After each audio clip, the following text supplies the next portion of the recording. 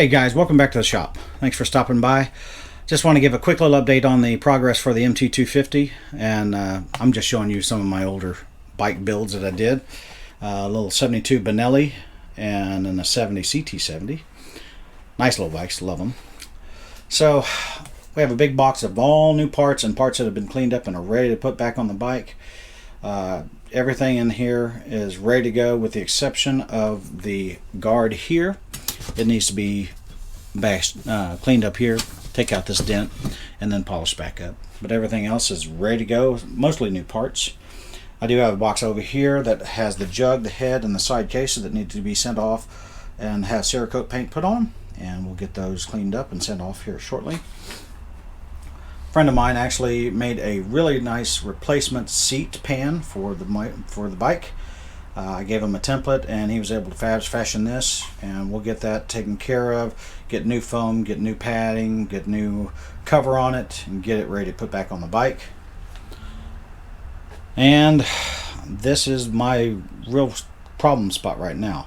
I can't seem to find anybody that can take out these dents because of the offset of the actual neck here. So they can't do PDR or anything else on it. It's just hard to do. So I'm still trying to find somebody that can do that for me, and we'll get the dents taken out as best we can and then put on a fresh coat of paint. In this box right here basically is just a lot of the parts and the one underneath it.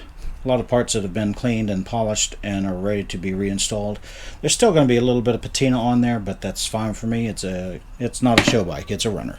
So over here we have the another box of parts that still need to be gone through. Either needs to be cleaned and polished or painted and cleaned and then get ready to put back on the bike. So you've got the bash plate here, you've got the battery box and all that stuff. So we'll get to that here shortly.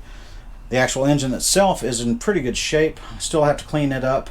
I was able to get the stator off finally. The last video I did for the disassembly, I couldn't get that off because I didn't have the right puller. 3 different pullers to get that thing off. It was really, really bad. So, but it is off. The coils look good. I'll be replacing the points underneath it and then button it back up. But I'm not going to actually go in and do the complete build on it until I get the side cases. That way I can get it all built up, put in the new oil, and then keep everything lubricated so it doesn't rust on me. Another box of just miscellaneous parts here that need to be cleaned up. Most of these need to be just cleaned and painted. I do have a little problem here I'll be addressing with some fiberglass. I'll fiberglass the entire back, strengthen that up, and then put a gel coat on the top, get it all polished out, and then paint it. So the frame itself is in good shape. Still have a couple of pieces that I need to de-rust and get cleaned up before I put another coat of paint on it. But there's no cracks, there's no real issues with that.